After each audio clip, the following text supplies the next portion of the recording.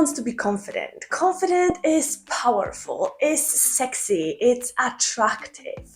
But how you can be confident when you're not really that confident? To succeed in life, you need to be extroverted. And let me explain why and how you can be more extroverted when you are an introvert. For example, I am introverted, but I adopted multiple aspects of being extroverted and I introduced it into my life so I can live happier and more successful life. Let's talk about how you can come across confident, how you can be perceived by other people as a confident human being, and what is actually social confidence and how you can get it even if you're introverted. For anyone new here, I'm Justina. I'm occupational psychologist and personal coach, and I love anything based on science, research to optimize my personal,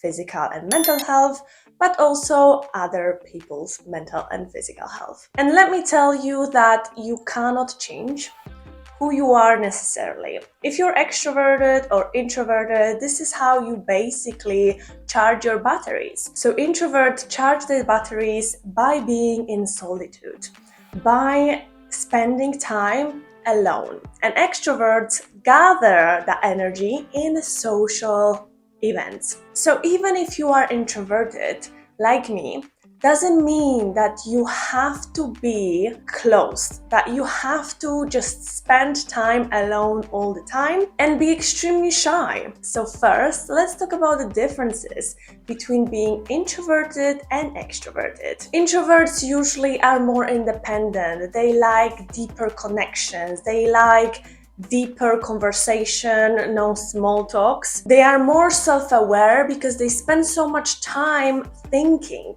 sometimes overthinking, but then their self-awareness is much higher than usually extroverts because they have so much time to reflect. And don't get me wrong, they love to talk, but they don't love to talk to anyone. They need to feel connected with that person. They need to feel like they can trust them. They need to feel like they can open up about a lot of topics before they start being talkative to that person. So they're not all shy, because shyness is insecurity or worrying about what other people think or how the people perceive them when with other people. So an introverted person can be extremely confident in themselves, but they might not necessarily show up as this loud, expressive person to everyone. As I am introverted, I love to think that I am extroverted, but with the right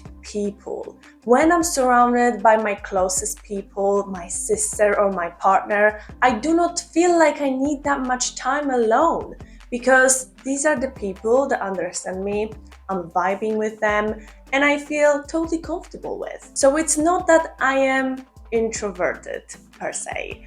I'm just extroverted to a certain group of people that I carefully choose. And this is usually how it works. That introverts have set number of people that they feel comfortable with, and this group is usually quite small. And extroverts, on the other hand, are energized by going out, by meeting people, usually even new people. They are open, they are outgoing, they love group work, they love teamwork, which for me usually, or it used to be, a nightmare to work with people that I didn't even choose, or I have to talk suddenly to complete a project. Extroverts are flexible with plans, with choices, with preferences. They don't mind. They have many friends and they usually have many groups of different friends. And just because they are extroverted, again, it doesn't mean that they are confident in themselves.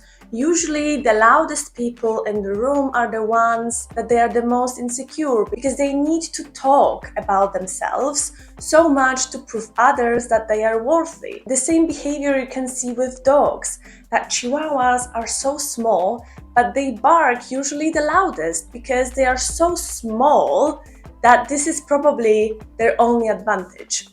barking the loudest. But the biggest dogs, they can stay quiet because they do have that power, or they do have that size automatically, so they don't need to prove anything else. And I love the fact that human beings are so unique. Everyone is different, and we need both extroverts and introverts. And I consider myself as an introverted person, but for example, I consider my partner as an extroverted person. And I feel like we complete each other perfectly, because just because we are together, it doesn't mean that he needs to be a copy of me, and it doesn't mean that I need to be a copy of him. It's actually it's for the best that we are totally different human beings, because we widen up our own perspectives.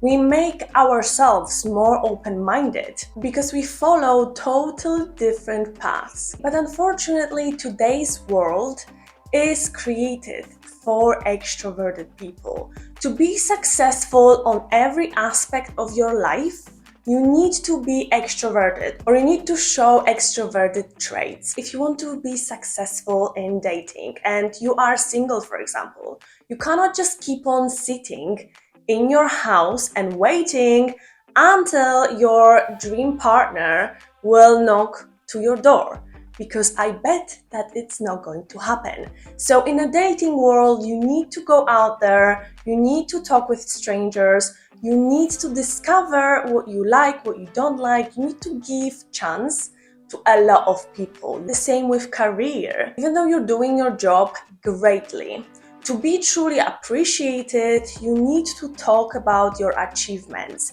You need to show them actively. You cannot just do your job and quietly move on, because then you will never be appreciated, or you're never going to be noticed, because people are not going to see if you're not going to show them. So being extroverted, or at least a little bit extroverted, it is so crucial to grow personally and professionally, to be proactive, to network successfully. Just because you have 2 friends doesn't mean that's it. You need to go out there and meet more people, or create more bonds with other people. Doesn't mean that they're going to be extremely deep, but just getting out there is actually necessary for every aspect of your life, because you are not an expert at everything, but there is always a person out there that actually knows more than you do. So imagine if you were networking with that person, how much elevating that would be for you and your growth, because you would be getting information from an expert on that matter. And social confidence, it's all about feeling comfortable in social situations, being able to express freely and being authentic.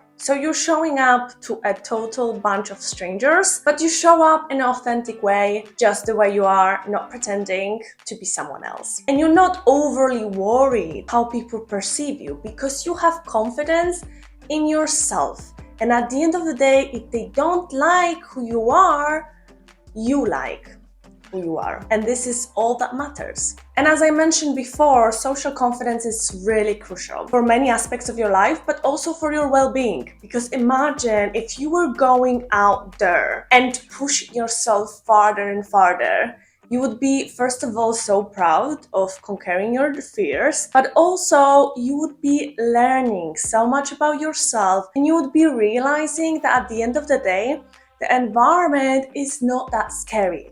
Getting out of this comfort zone is really crucial for your personal growth. And to feel more fulfilled, we need to push that comfort zone farther and farther quite regularly. Because from the biological point of view, we should be scared of our environment. Whatever is unknown might be scary. We are designed to be suspicious of new things, of strangers, because we don't know if this is a danger or not. So just in case, let me assume that this person is dangerous because I don't know them. So as long as I'm being careful, then I'm increasing my chances of survival, right? But then when you go out there, you smile at someone and someone smiles back, even though you totally don't know them. They are total strangers, but they smile at you. You have a confirmation that environment is not that scary. that is safer than you actually feel, and you feel much more comfortable with being yourself amongst the strangers because you know that it's not that scary. They are actually nice people that are smiling to you back. So social confidence might be visible in a lot of ways, like smiling at other people, maybe talking to strangers, but also with our body language. How we present ourselves, the way we speak, the way we interact with people that we know, but also the people that we don't know. Confident people are perceived as confident because they maintain eye contact. They speak clearly. They don't have a problem with pausing for a second. And they are not afraid to express their feelings and opinions because they want to be heard and they believe that their output is valuable. So let's talk now how to build that social confidence, or how to add a little bit of extroverted aspects into your life if you are introverted right now. And as I mentioned multiple times, you're not going to come across as confident if you are not internally confident, because at the end of the day, confidence starts with self-confidence. So let's talk about how to build that self-confidence or to increase your chances in developing it over time. First, take care of yourself. Prioritize yourself. Put yourself first for a moment. So take care of your appearance, take care of your mental health, take care of your physical health, and take time for yourself. If you put yourself on the pedestal, you're going to actually see how valuable your health is and your well-being. And later on, you will understand the importance of being who you are, because you're building your incredible identity and you don't want to lose it, or you don't want to hide it from other people. So start small by taking care of yourself, by exercising regularly, by wearing clothes that you feel confident in. And I feel like the topic of appearance is really shamed by other people because, of course, whatever is important, it is within yourself. But actually, inner beauty and outer beauty correlates with each other. So if you don't feel like you have that inner beauty, whatever can help you is to invest in outer beauty first. If you take care of yourself, of your appearance, of your physical activity, of your nutrition, you will see that your body is your temple, that you value it, that you respect it, that you love it, and you will start to treat it with kindness. And you will see that your body, your mind, and your soul is actually much more than those three aspects. It's the whole of you, how valuable you are, how precious you are. You need to take care of it all to feel fully confident. And then another aspect is actually a very popular one. Fake it till you make it, or fake it till you become it. And actually, it is so true. I can't express you how true it is. Think about the person you really want to become. And imagine that you are already that person. Then you will do everything in your power. Your brain will do everything in your power to align who you want to be with who you are right now. Because most of the time we identify ourselves as this type of person. And then it is so hard for us to move forward that belief. So let's take my example. I used to be such a shy girl at school. I had glasses, I didn't feel confident, I was not popular, I felt like I was not really liked by a lot of people, and I felt really awkward later on to be truly myself amongst those people that I felt that they had already opinion over me, because I felt like I need to live their expectations. So fast forward a few years, I left my home country, and when I moved into England, I could be whoever I wanted to be because nobody knew me from my previous version. Now I can create a totally different version of me, the version that I really want to be. And after so many years of trials and error, really feel that the person I'm showing up today on this video is literally the person that my family sees every day, that my partner sees every day. All of those versions are in such an alignment that I feel 100% authentic. It doesn't matter who I talk to, because I know that I can just be myself. I can show up as whoever I want to be. If today I want to be mad, if today I want to be sad, I do accept my 500 different personalities. And I believe that this is what makes me authentic. Just embracing who I truly am. And if I want to tomorrow be a totally different person, and I want to be an artist today because yesterday I was a scientist, I can do that because I don't mind. And I feel like growth and changing is an inevitable part of human beings. So if you feel like at the beginning you're faking it, you kind of are, but it's just because you feel like this is not you yet. But it will never become that person who you want to be if you don't start practicing who you want to be. And that brings me to another part of overcoming your fears. And I know that comfort zone is so comfortable and so amazing and cozy and just boring and unfulfilling at the end of the day. So people love staying there, or maybe fears or doubts, they really hold them back from getting out of that comfort zone. But really overcoming your fears is the only way for change. Those fears, 99% of those fears will never even happen. So you overthinking and losing energy or of thinking of the scenarios that will never happen is just a waste of time, and it's just making you even more scared and prevent you from even trying.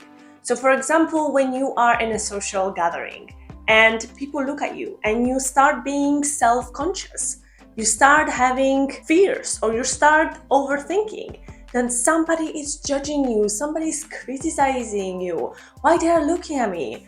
First of all, you need to understand that people will look. From a biological point of view, people will look because they need to assess their environment, whether it's safe, whether it's not. Plus, they have eyes, so they look. Plus, they might see you, your beautiful self there.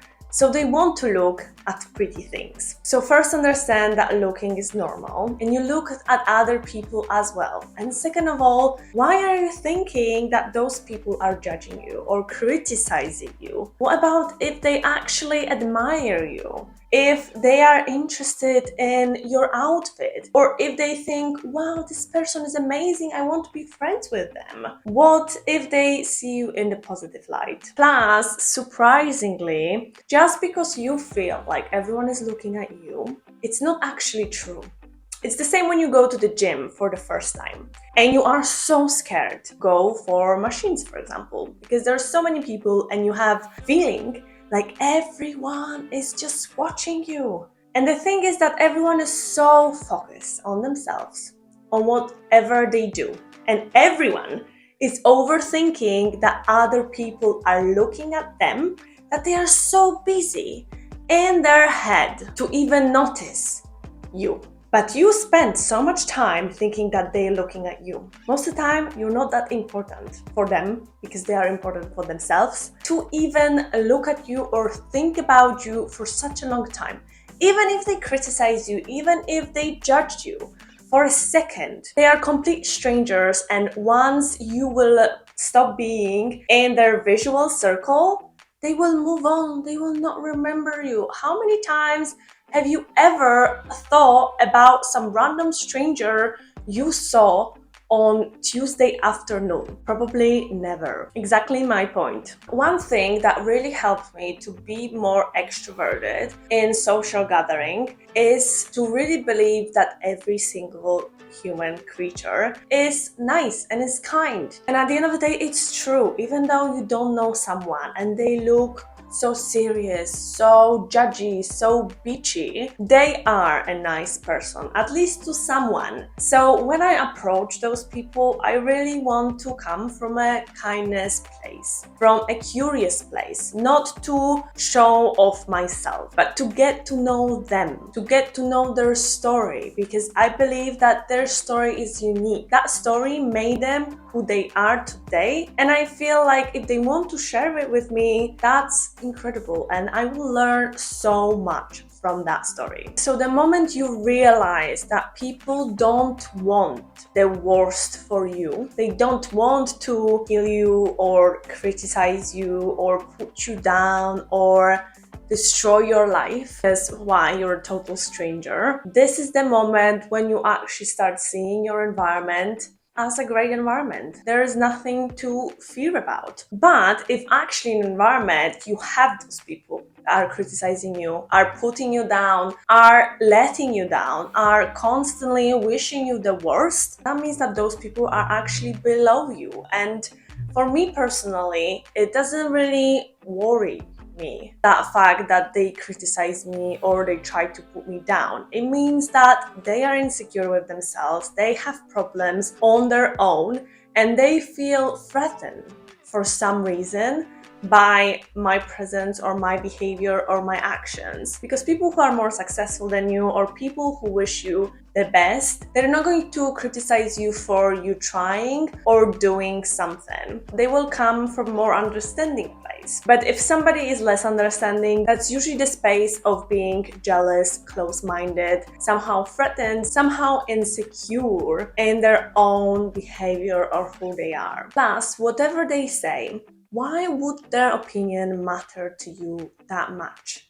Think about haters on internet. We get so hurt by a random stranger who doesn't even know you, but they say one hurtful comment to destroy your day, and they do destroy your day. But at the end of the day, it doesn't even make sense that why are you taking a random person's opinion so much into your heart? Like, would you ask them for advice?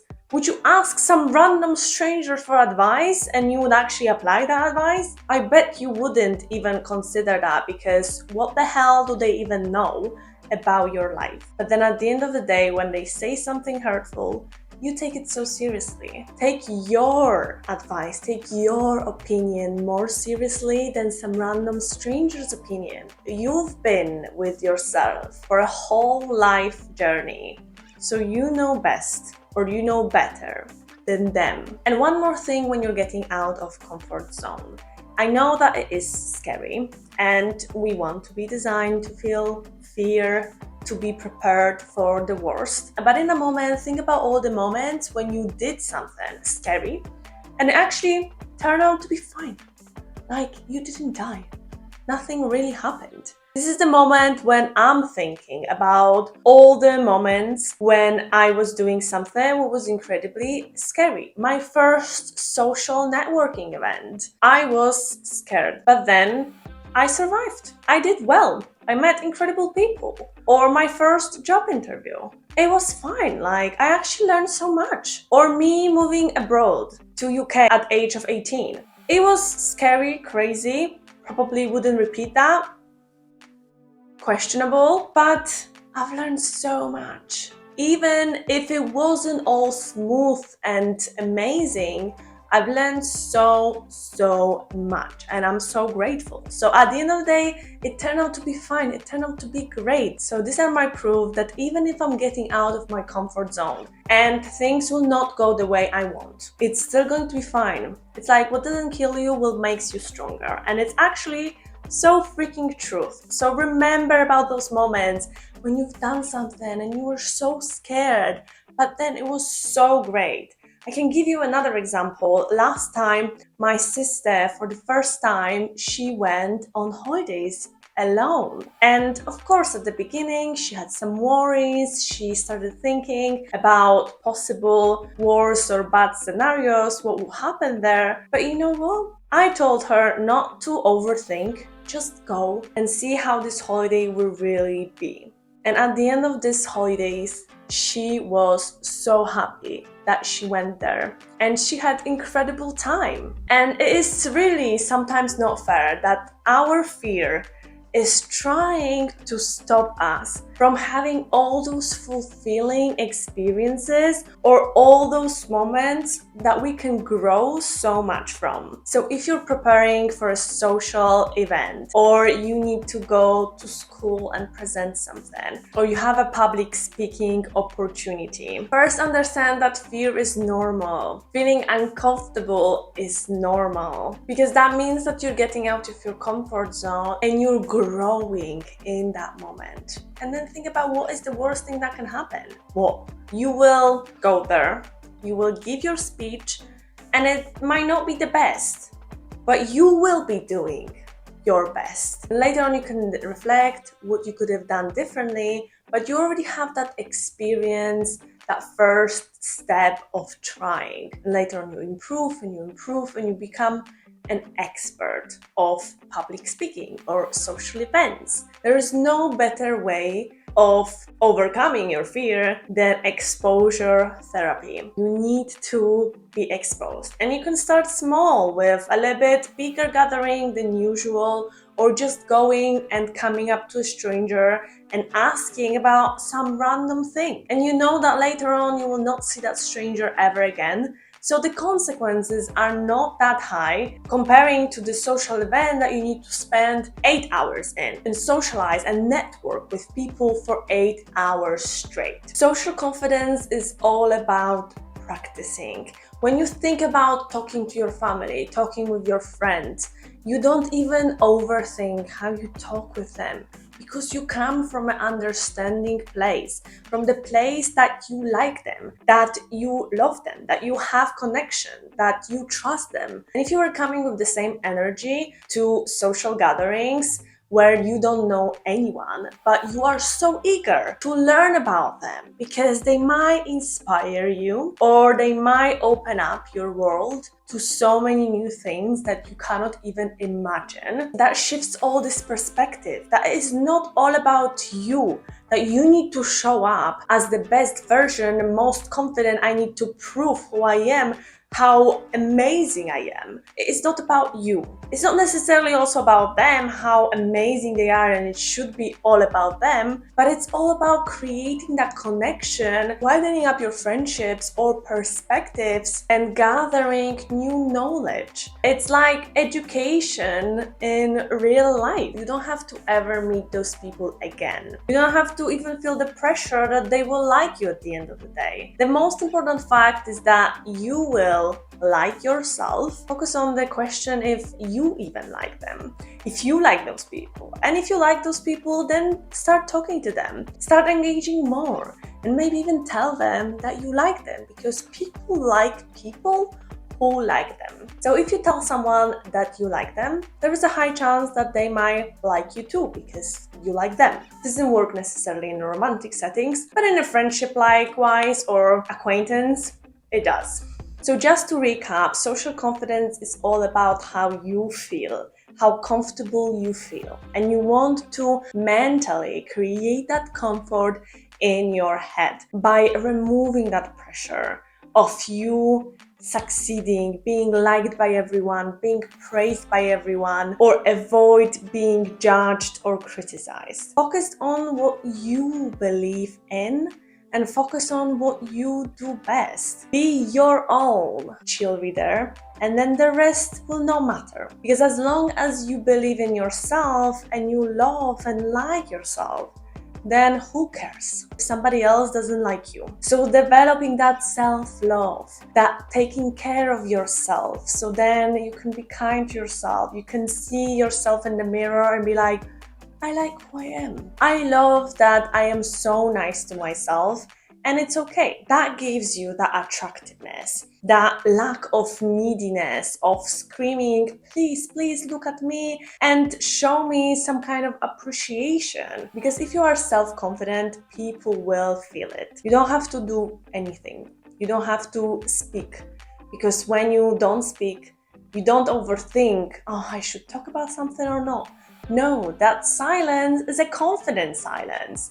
When you don't want to talk about something, you just don't talk. And it's not from the worrying place. It's from the confident place that I don't want to speak, so I will create a silence. So when you show up as a confident person, people will feel it. That attractiveness, that you like who you are. So just to recap for all my introverted girlies, start small. Understand that your environment is not that scary. And people in your environment or outside of your environment are actually much nicer than you think. Start by smiling to someone and people will smile back. But that will give you the confirmation that whatever you do, however scary it is, it doesn't carry deadly consequences. It just pushes out your comfort zone and you get a confirmation that what doesn't kill you makes you stronger, and next time you will be more and more confident to make a bigger and bigger step. Rome was not built in a day, so don't expect that tomorrow I'll be the most confident person on earth. If you decide to be tomorrow the most confident person on earth, can totally fake it until you make it, but it will still require those small steps on the way to build up more and more courage and getting out there. But don't get me wrong, you'll still be introverted and you will still need those moments to recharge your batteries alone, and there is nothing wrong with that. Thank you for watching. I hope this video was useful for you, and if you're interested in more science-based tricks and tips how to improve your life, watch one of my previous videos which will be shown up here. And if you want to hear more about empowerment and how to feel powerful with whoever you are or whoever you want to become, watch my previous video and don't forget to subscribe not to miss my next video on how to be your best self. I'll see you in the next video.